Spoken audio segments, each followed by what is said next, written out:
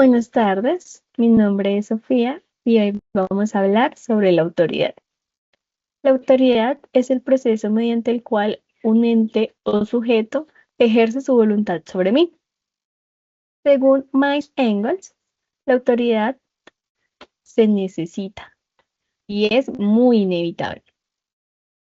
Para él, la autoridad no debe entenderse solo como dominación, sino como un medio necesario para coordinar el trabajo colectivo y garantizar el funcionamiento adecuado de la sociedad. Por ejemplo, si muchas personas trabajan juntas, alguien debe coordinar y dirigir las actividades que se hacen, porque de lo contrario sería imposible alcanzar un objetivo común. También él reconoce que muchas veces la autoridad puede ser abusiva, pero afirma que no es generalmente en forma de abuso. En muchos casos, solo es un requisito para que exista un orden.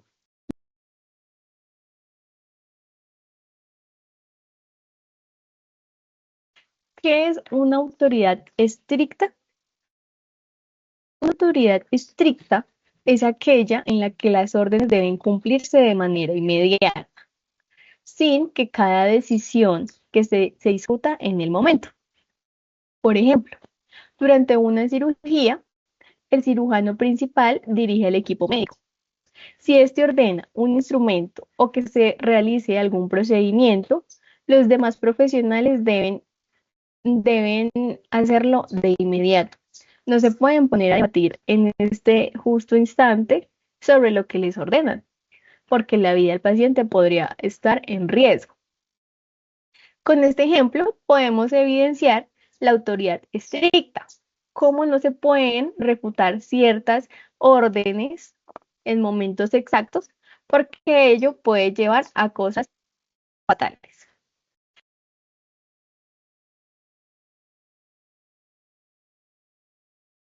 Vamos a hablar sobre la autoridad flexible.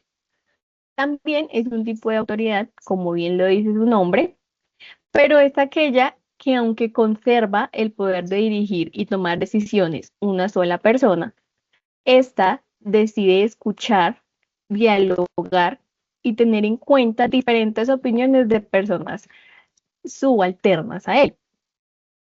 A diferencia de la autoridad estricta, la autoridad flexible no exige obediencia inmediata, sino que promueve la participación, cooperación cuando no es algo urgente. Por ejemplo, en una universidad, el decano quiere cambiar el reglamento estudiantil, pero prefiere no hacerlo solo. Él prefiere reunirse con profesores, estudiantes y así compartir sus propuestas, ser escuchado y que lo escuchen. Del ejemplo, podemos concluir que la autoridad flexible no busca ser dura, sino que prefiere escuchar y ser escuchado para así tomar una decisión final. Vamos. Hola, buenas noches. ¿Cómo están, compañeros y profesor? Para empezar, voy a responder la pregunta que estaba planteada en la tarea de cómo debe ser la relación de la autoridad con sus subordinados. Para esta pregunta, mi respuesta es clara. Debe ser una relación temporal, justa y basada en el respeto mutuo.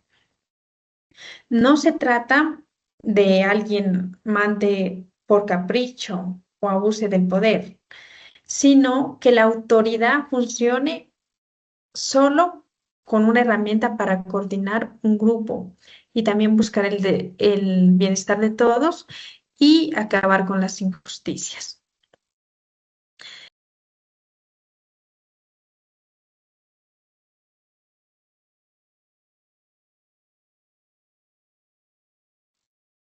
Es sobre la defensa del subordinado.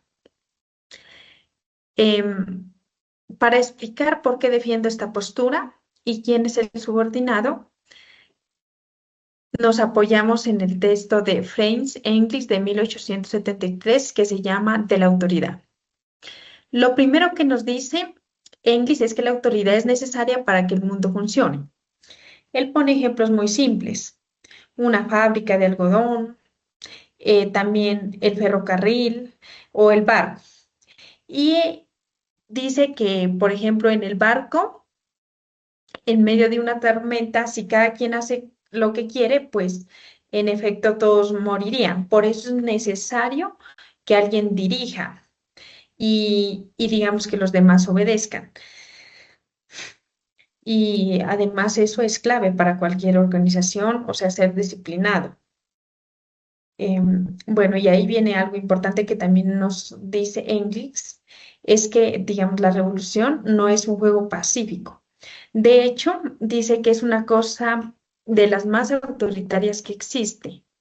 Una revolución es una guerra donde un grupo de la población se levanta y impone la voluntad al otro por las malas, usando la fuerza, a veces también armas, y eso se siembra el terror, obviamente, ¿no? Em, rompe las reglas y, digamos, destruye el orden que existía, porque, digamos, le está quitando el poder a los que antes mandaban. Entonces, ¿dónde queda el subordinado en todo este conflicto? Bueno, el subordinado revolucionario no es alguien quien quiere el desorden, no, muy por el contrario. Él entiende, digamos, que para ganar esa guerra y derrotar a un gobierno opresor se necesita una disciplina casi militar.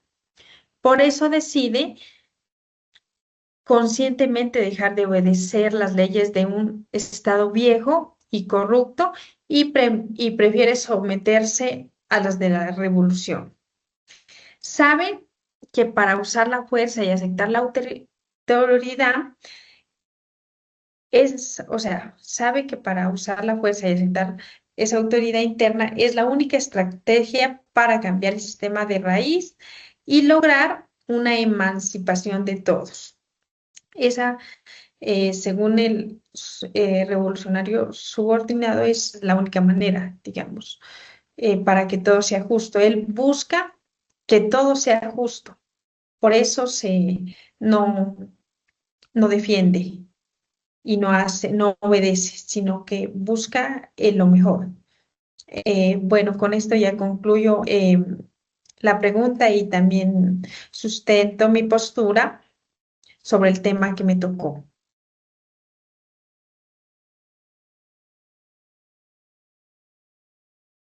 Cordial saludo. Mi tema es literal de la defensa del subordinado obediente.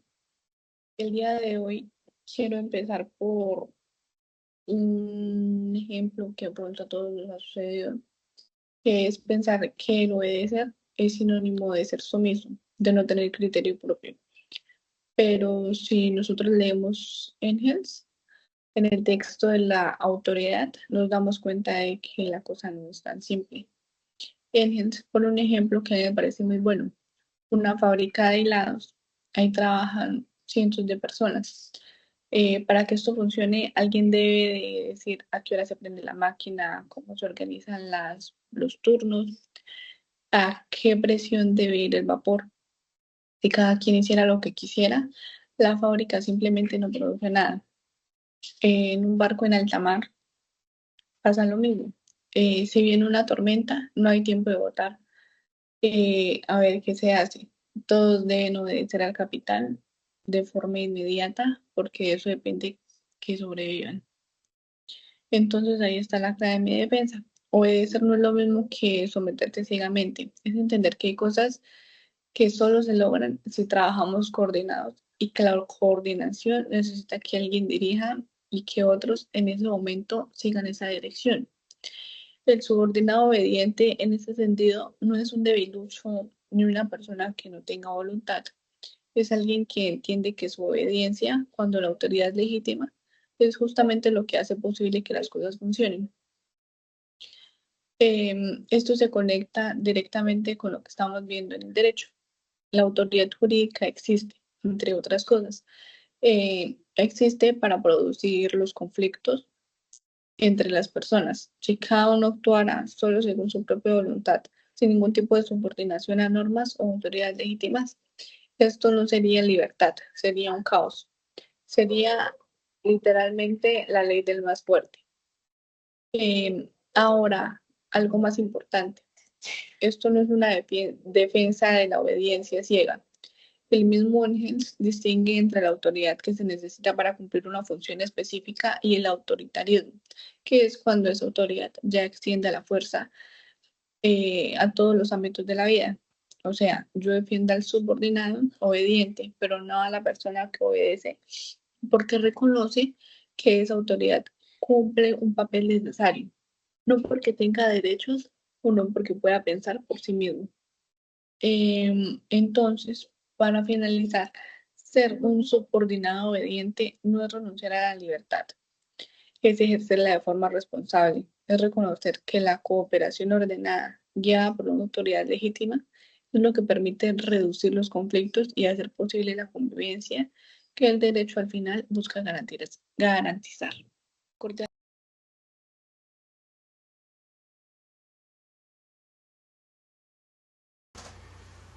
Buenas tardes, mi nombre es Juan Carlos Hernández, soy estudiante de primer semestre de Derecho de la Universidad Iberoamericana y siguiendo el tema de la actividad 2 titulada Autoridad y Violencia, explicaré el subtema Una defensa, descripción de la autoridad ideal. La relación entre una autoridad y sus subordinados debe basarse en el respeto, la justicia, la responsabilidad y el cumplimiento de la ley. La autoridad no debe imponerse mediante la violencia o el abuso de poder, sino a través de la legitimidad, el diálogo y el ejemplo. Su función principal es garantizar el orden, proteger los derechos de las personas y resolver los conflictos de manera imparcial. Desde la filosofía del derecho, una autoridad es legítima cuando actúa conforme a principios éticos, jurídicos, promoviendo el bienestar común y respetando la dignidad humana. Cuando la autoridad recurre a la violencia injustificada o al autoritarismo, pierde legitimidad y debilita la confianza de los ciudadanos en las instituciones. Por ello, la mejor relación entre autoridad y sus subordinados es aquella en la que existe respeto mutuo, comunicación, responsabilidad y cumplimiento de las normas. De esta manera, el derecho cumple su propósito de mantener la convivencia pacífica y garantizar la justicia para todos.